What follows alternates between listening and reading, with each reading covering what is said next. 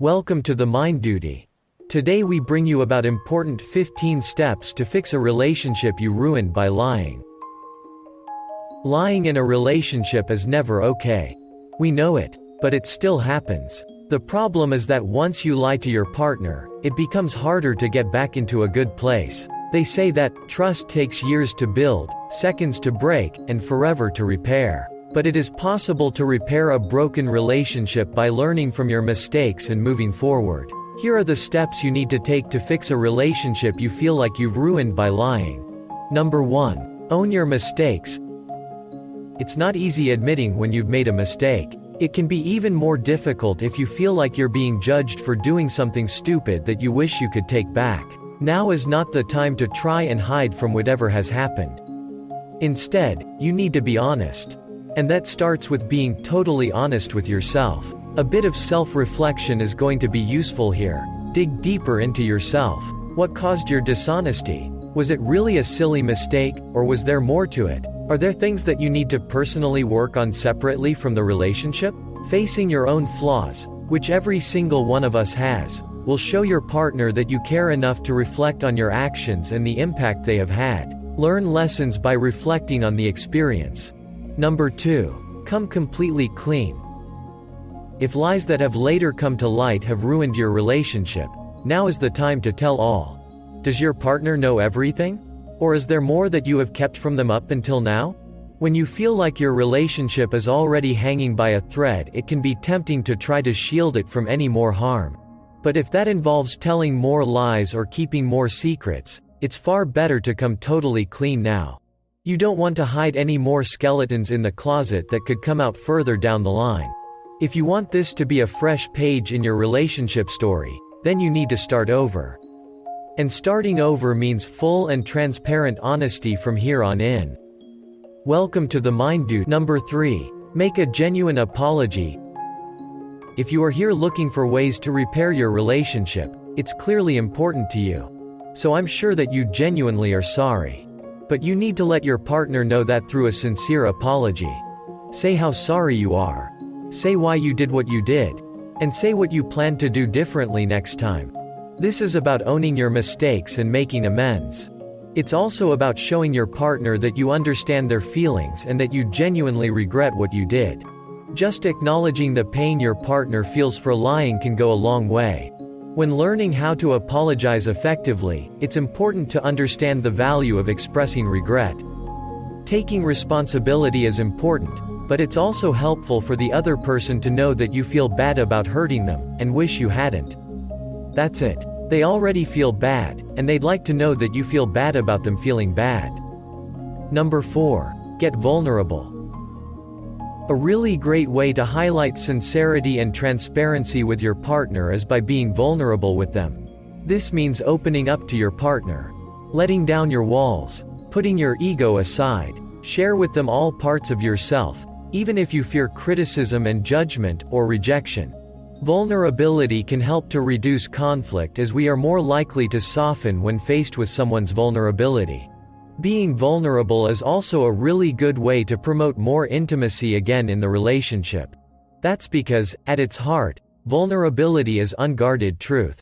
And when lying has disintegrated your relationship, that is exactly what you need right now.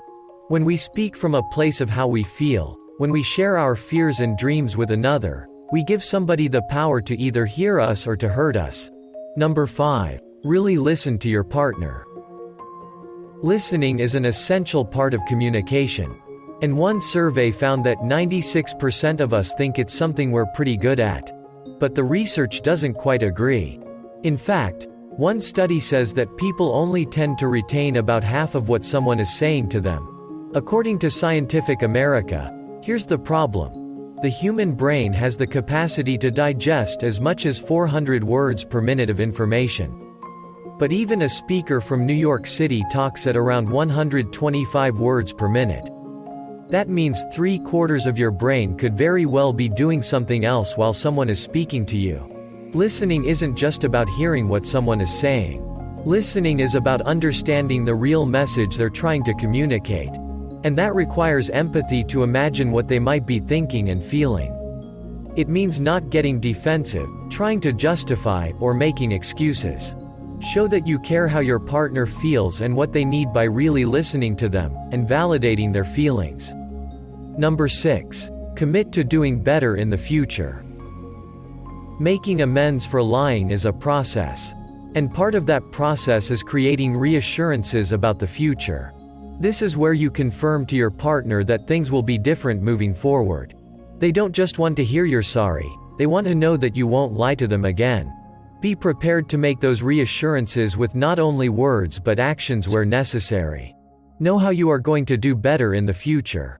And then be consistent and follow through with it all. Number 7. Don't make promises you're not sure you can deliver.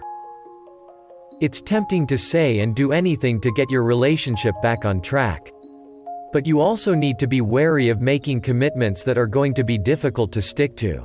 I think it's important to be realistic. Having to renege on something further down the line may be seen as another betrayal. Making a promise you cannot keep in their mind will only go to prove that you cannot be trusted, because you go back on your word.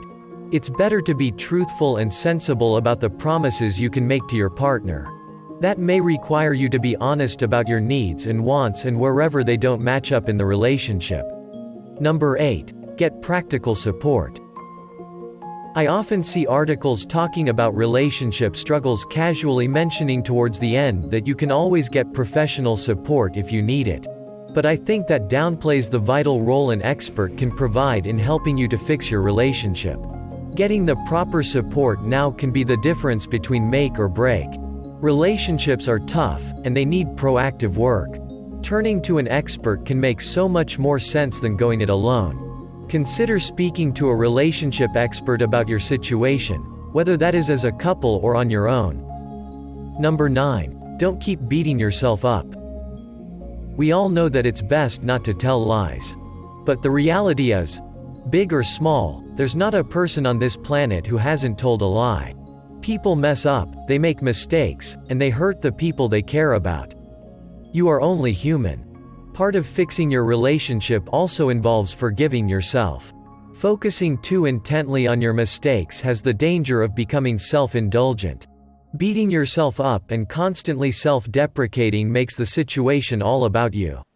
Be mindful of your priorities right now and don't hold on to guilt or self-blame when it is only getting in the way.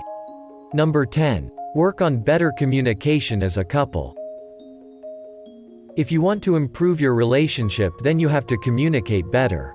You both need to be able to talk openly and honestly without fear of being judged, criticized, or ridiculed. We're always hearing about the importance of good communication in a relationship.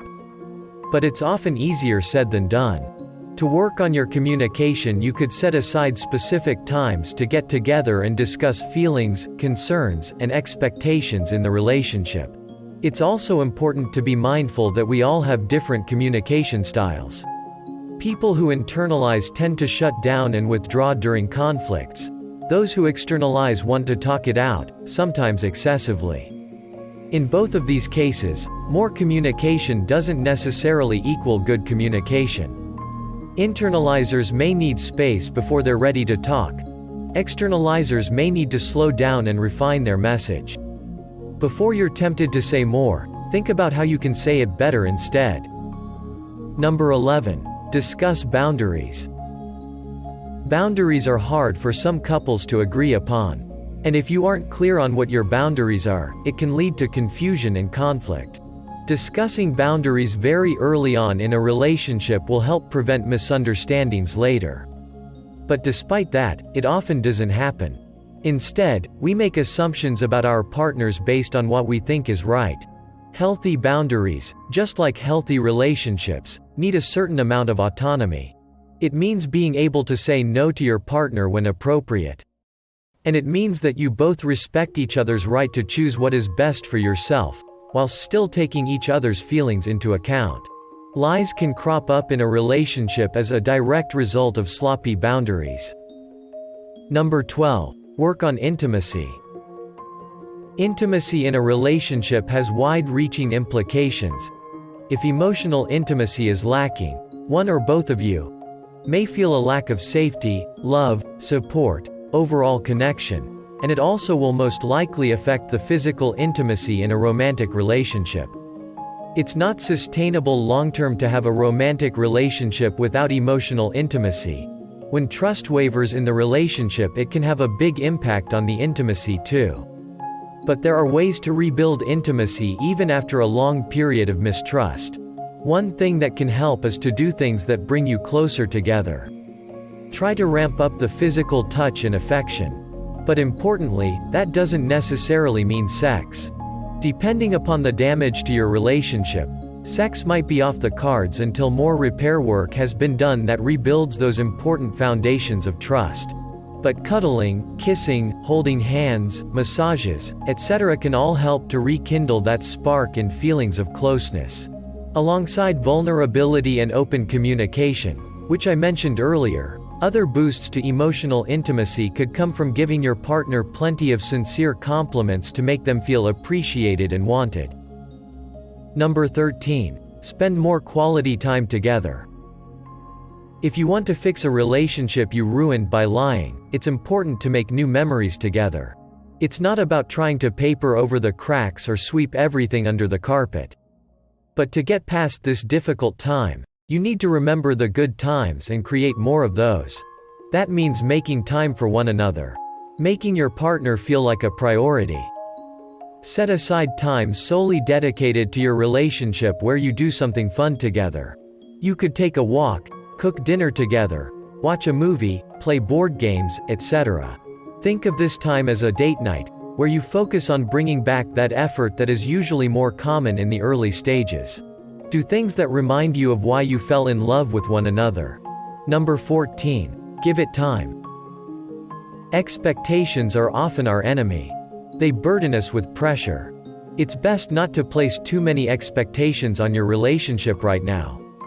Instead, focus on giving it what it needs to nurture it. Don't set timelines or expectations of how you want it all to go. It may take some time to recover from a relationship broken by lies. You'll need to give yourself permission to heal as a couple. Rebuilding trust, intimacy, and allowing for forgiveness isn't going to be instant. Focus every day on the process instead of the desired outcome. Trying to fast forward to the point when all is forgiven will likely lead to disappointment.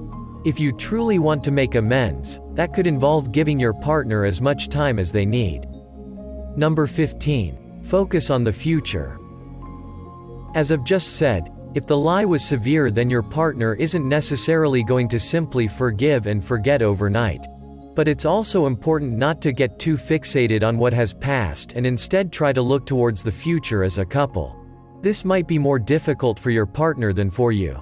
Once you've openly discussed the lies and problems in the relationship, and agreed upon a way forward, it is best to keep your eyes focused on where you want to go.